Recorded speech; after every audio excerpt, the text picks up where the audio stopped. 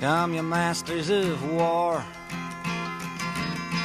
you that build the big guns, you that build the death planes, you that build all the bombs, you that hide behind walls, you that hide behind discs. I have to start off by saying that I've had kind of a weird run over the past 9 years or so. I cut my teeth as a reporter during the Clinton administration and basically couldn't get my work published anywhere except the anti-war independent media. Well, then the Bush administration comes around and I write a book about this mercenary company Blackwater, which is a Republican company operating under a Republican administration in what people like to believe was a Republican war, and all of a sudden I became sort of popular with the liberal media and was allowed to report for these outlets that I normally wasn't welcome at when it was the Democrats wreaking havoc across the world. Well, now I'm back to my old unpopular self, and I've been spending a lot of my energy over the past months reporting on the positions of Barack Obama, which run counter to the widely held belief that Obama is a progressive, that he's anti-war, that he's somehow going to change the face of the American empire. If there's one thing that the past 8 years should have shown people in this country, it's that we desperately need an independent media that is not beholden to the interests of either of the corporate parties, which in fact are one party, particularly when it comes to U.S.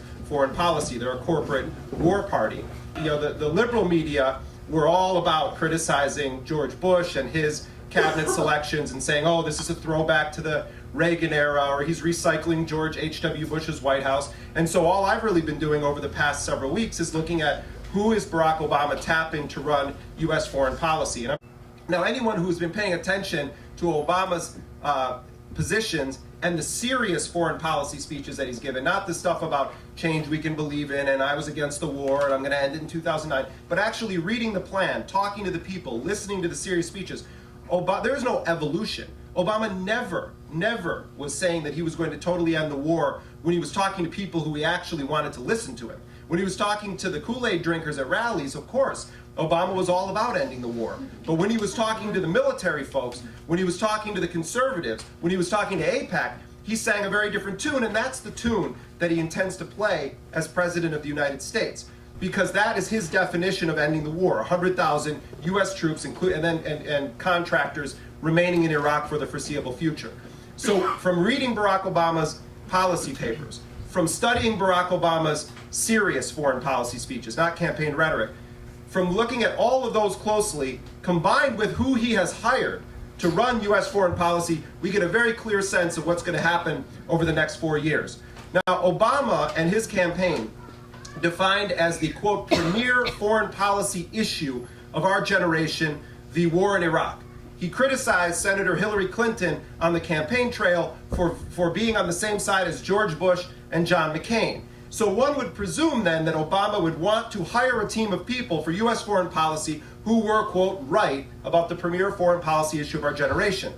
He has not hired one single solid anti-war person to serve in a foreign policy capacity in his administration. Not one. Instead, who has he hired? Let's start from the top. Joe Biden. Who is Joe Biden? Joe Biden not only voted for the invasion and occupation of Iraq, but Biden was the chair of the Senate Foreign Relations Committee in 2002 when the Iraq War was being, quote-unquote, debated in the United States. Now, I followed this very closely because I was traveling around the United States at the time, having just come back from Iraq, with Hans von Spanek, who was the former head of the United Nations program in Iraq, 32-year veteran of the UN, an assistant deputy secretary general to the United Nations. And von Spanek had just come back from Iraq, where he met in the north of Iraq with Ansar al-Islam guerrillas, the so-called al-Qaeda presence in Iraq. And von Spanek was prepared to testify in front of Biden's committee, and we called Biden's committee, we faxed them, we emailed them, we begged and pleaded with them to call him. He would have testified that Ansar al-Islam, the al-Qaeda presence in Iraq, was A, fighting Saddam Hussein, and B, was operating from the U.S. enforced safe haven in northern Iraq, hardly colluding with Saddam Hussein's regime. If there was a connection, he would have testified, between Iraq and al-Qaeda, it was the United States government. because they were giving them cover to operate in Iraq. Scott Ritter, the former chief UN weapons inspector, was also someone we were working with at the time. Now, I have problems with Scott Ritter because of his role in the destruction of Iraq in the 1990s, but perhaps no US citizen knew more about the lack of an Iraqi weapons of mass destruction program than Scott Ritter. He was available and willing and ready to testify, and Biden refused to call him. Instead, Biden, in his capacity as the chair of the Foreign Relations Committee, called forward a series of quote-unquote experts who set the parameters of the debate as this: bomb the hell out of Iraq, or bomb the hell out of them and send in ground troops to invade and occupy the country. That was it. So Joe Biden is not just some senator who made a mistaken vote on Iraq because he was misled on intelligence. He was a guy who had access to anyone he wanted with full subpoena power to haul them in front of a committee and ask them the tough questions, and he didn't do it.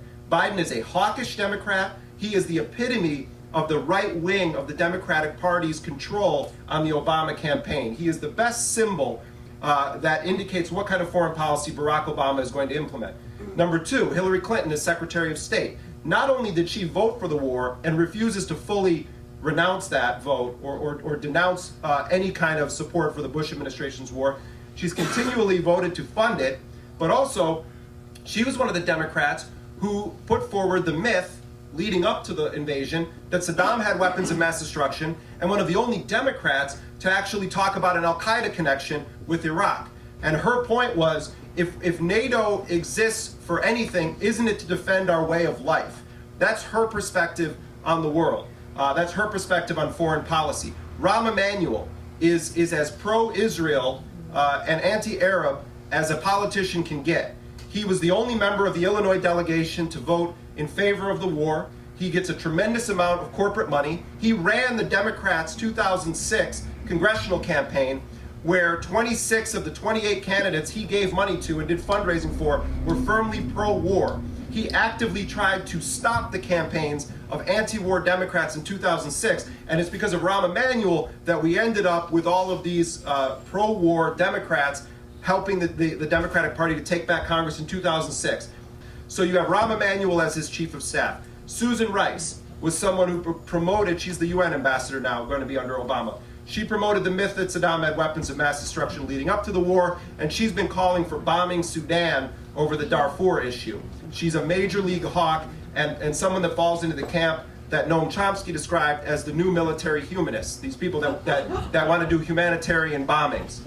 And the list can go down from there. General Jim Jones, and I love that his name is Jim Jones, and the Kool-Aid thing and all that. But Jim Jones is the director of the board of Chevron Oil Corporation. Remember when Condoleezza Rice, before she got to the Bush administration, she was the director of the board of Chevron and had an oil tanker named after her. So now we have another oil man firmly embedded in the White House.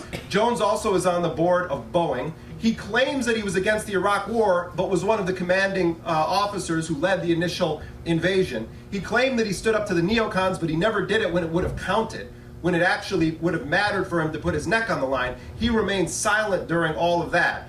Jones is someone now who is going to be the top national security advisor to President Bush. The best, and perhaps this really caps it all up, is the fact that of all the people Barack Obama could have chosen to be his Secretary of Defense, he chooses the man that George W. Bush chose as his Secretary of Defense, Robert Gates. Now, Gates is someone who has a very shady history going back to the so-called Cold War, where he was accused by other colleagues at the CIA of tainting intelligence. He's spoken out against timetables for withdrawal in Iraq, and is someone that represents a continuation of the Bush doctrine when it comes to U.S. foreign policy. Now, Gates is likely to be replaced maybe a year or less into the administration, and the person that's being looked at is Richard Danzig, who was Bill Clinton's Secretary of the Navy.